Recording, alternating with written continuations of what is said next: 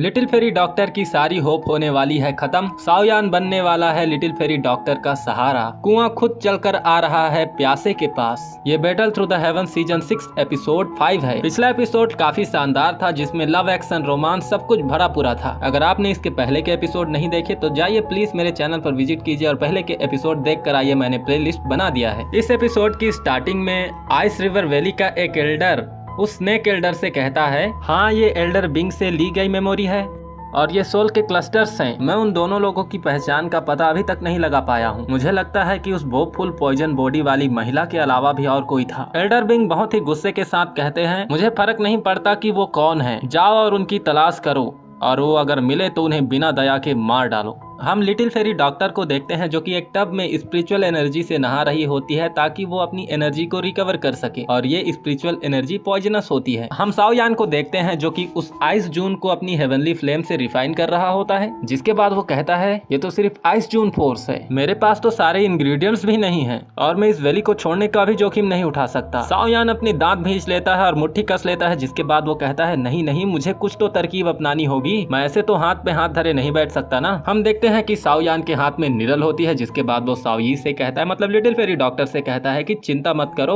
मैं हूं ना, बस मुझ पर भरोसा करो। हम लिटिल फेरी डॉक्टर को देखते हैं जिसमें हमें स्क्रीन पर उसके कुछ पॉइंट्स बताए गए होते हैं जहां पर साओयान निडल घुसाने वाला था। साओयान उन निडल को लेकर रेडी हो जाता है, जिसके बाद वो लिटिल फेरी डॉक्टर से कहता है, लिटिल फेरी डॉक्टर क्या तुम तैयार हो? जिसके बाद साओयान सिल्वर निडल से लिटिल फेरी डॉक्टर के उन पॉइंट्स पर अटैक कर देता है, मतलब निडल्स को उन पॉइंट्स पर इंजेक्ट कर देता है। लिटिल फेरी डॉक्टर को पेन हो रहा होता है, जिसके बाद साओयान कहता है, अपना मुंह खोलो, और जैसे ही लिटिल फेरी डॉक्टर अपनी मुंह खोलती है, साओयान निडल को उसके मुंह में डाल देता है। जैसे ही लिटिल फेरी डॉक्टर के नर्वस सिस्टम पॉइंट्स पर वो निडल लगती हैं, पॉइजन निकलने लगती है। लिटिल फेरी डॉक्टर को बहुत दर्द हो रहा होता है। आइस जून होता है वो लिटिल फेरी डॉक्टर के मुंह से एज अ खून निकल जाता है, मतलब एज अ ब्लड। जैसे ही ice June little fairy doctor की बॉडी से निकलती है, साओयान कहता है, यस मैंने कर दिखाया, आई डिड इट। साओयान लिटिल फेरी डॉक्टर से कहता है कि अब तुम उस टब से बाहर निकल सकते हो। लिटिल फेरी डॉक्टर का चेहरा लाल हो जाता है, उसे शर्मिंदगी महसूस हो रही थी। एक सनसनाता हुआ पंच साओयान के ऊपर पड़ता है और साओयान उड़ता हुआ जाता है और दूर जाके गिरता है, जिसके बाद तियानहुओ जुंजे की एंट्री होती है जो कि साओयान से कहता है, अरे ओ इडियट लड़के, तुझे दिख नहीं रहा कि उसके कपड़े भीग गए हैं? वो बेचारी तेरे सामने कैसे बाहर निकलेगी? तियानहुओ जुंजे भोले बनते हुए लिटिल फेरी डॉक्टर से कहते हैं, लेडी अब तुम बाहर आ सकती हो।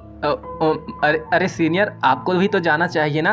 लिटिल फेरी डॉक्टर की बात सुनने के बाद तियानहुओ जुंजे भी वहाँ से उड़ जाते हैं। सीन बहुत ही फनी हो जाता है। लिटिल फेरी डॉक्टर अपने मन में खुश होते हुए कहती है, ये दोनों तो गधे के जोड़े लगते हैं। लिटिल फेरी डॉक्टर उस टब से बाहर निकल आती है, जिसके बाद वो अपने कपड़े चेंज कर लेती है, लेकिन कहीं से तो कोई लिटिल फेरी डॉक्टर के ऊपर नजर रखे हुए था। वो लिटिल फेरी डॉक्टर को देखते हुए कहता है, सी सच अ रियली ब्यूटीफुल, क्या ही सुंदर बला है। मैंने सुना है कि बोफुल पॉइजन बॉडी वाली लेडी आइस गॉड स्ट्रीम में घुसी है, आइस गॉड स्ट्रीम में छुपी हुई है, इसलिए हम बिग ब्रदर को इन्फॉर्म करने यहाँ आए हैं। उस स्कॉर्पियन बीस्ट के सबऑर्डिनेट उस स्कॉर्पियन बीस्ट से कह रहे होते हैं। वो स्कॉर्पियन बीस्ट इविल स्माइल के साथ कहता है, बहुत अच्छे बहुत अच्छे, मैं बोफुल पॉइजन बॉडी का यूज करके ब्रेक थ्रू कर सकता हूँ, ये ब्यूटी अब मेरी होगी। लिटिल फेरी डॉक्टर साओयान से कहती है, ऐसा लगता है कि आइस जून मेरी बॉडी से निकल चुका है। लिटिल फेरी की बात सुनने के बाद साओयान कहता है, ये तो बहुत ही अच्छा हुआ, हालांकि तुम्हारी सील टूट चुकी है, अब तुम्हारे पास सिर्फ 3-4 महीने ही बचे हुए हैं और इन 3-4 महीनों में मेरे पास इंग्रेडिएंट भी नहीं है ताकि मैं तुम्हारी बोफुल पॉइजन बॉडी को सील करने में तुम्हारी पूरी तरीके से हेल्प कर सकूं। बस एक ही चीज की कमी है, वो है टियर 7 के magical beast scorpion magical beast का कोर।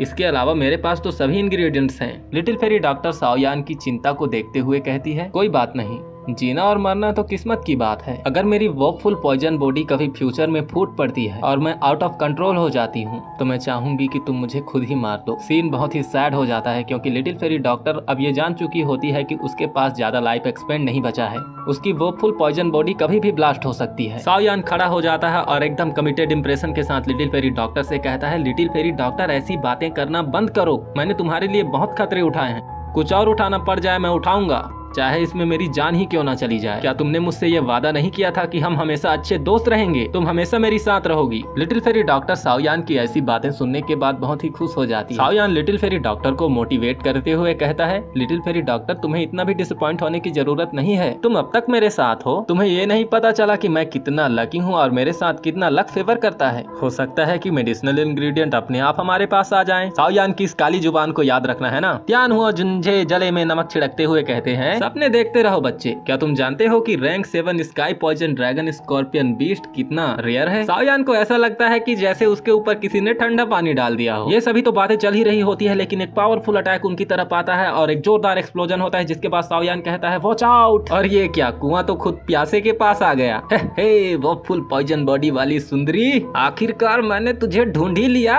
ये वो स्कॉर्पियन बीस्ट कह रहा होता है। और वो स्कॉर्पियन बीस्ट अकेले थोड़ी ना आया था, वो तो अपनी पूरी की पूरी पलटन लेकर आया था। साओयान जब उस टियर 7 के स्कॉर्पियन बीस्ट को देखता है तब वो उसे नहीं पहचान पाता, जिसके बाद वो पूछता है कौन हो तुम लोग? उस पलटन का एक खिसरा साओयान से कहता है अगर हम तुम्हें बताएंगे तो तुम डर जाओगे। हमारे big brother falling god stream rank 7 sky poison dragon scorpion beast के लीडर हैं। साओयान की तिकड़ी के तो चांदी ही चांदी हो जाते हैं। वो तीनों एक दूसरे को देखने लगते हैं, जिसके बाद साओयान, तियानहू, जिनझे, लिटिल फेरी डॉक्टर तो कहते हैं मौजे ही मौजे, निकल पड़ी अपनी। तो यहाँ तो कुआं ही खुद प्यासे के पास आ गया। अब बारी है बाल्टी भर पानी पीने की। और जिसने साओयान को बताया था कि वो टियर 7 का स्कॉर्पियन बीस्ट है, उसका मुंह भी उतर जाता है, जिसके बाद वो कहता है तुम लोग डरे नहीं बल्कि खुश हो रहे हो। टियर 7 का स्कॉर्पियन बीस्ट हंसते हुए कहता है इतना भी एरोगेंट मत बनो, जिसके बाद वो चिल्लाते हुए कहता है बाहुबली 3 के जैसे अश्वसेना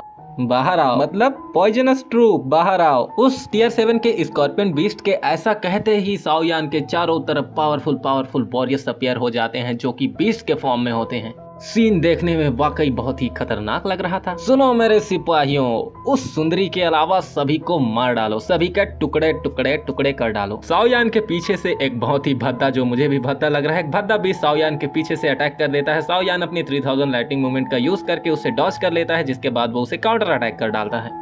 लेकिन ये क्या, वो बीस्ट तो साओयान के ऊपर नहा धो के पीछे पड़ गया। लिटिल फेरी डॉक्टर जब उस बीस्ट को देखती है जो साओयान की तरफ भगा रही होती है, मतलब साओयान को, तो वो एक खींच कर दुपट्टा मारती है, जिसके बाद वो कहती है अरे वो छिपकली दूर हट, उससे मत चिपक जाना, वो मेरा है।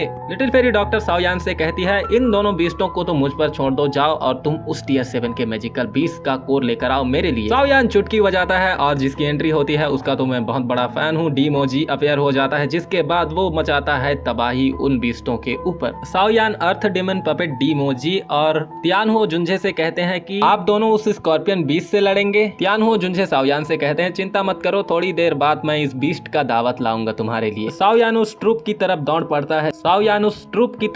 पड़ता है, जिसके बाद वो वेब स्लिफ्टिंग रूलर से उन सभी पर अटैक कर देता है। और इस अटैक के साथ क्या होगा ये तो हमें पता नहीं, लेकिन अगला एपिसोड बहुत ही इंटरेस्टिंग होने वाला है, क्योंकि अगले एपिसोड में मैं यूनर और साओयान का पुनर्मिलन करवा के ही रहूंगा। अगर आपको वो वीडियो देखनी है तो दबा के ज्यादा से ज्यादा लाइक कीजिए, ताकि मैं बहुत ज्यादा मोटिवेट हो जाऊं और वो वीडियो जल्द से जल्द बना डालूं। Thank you so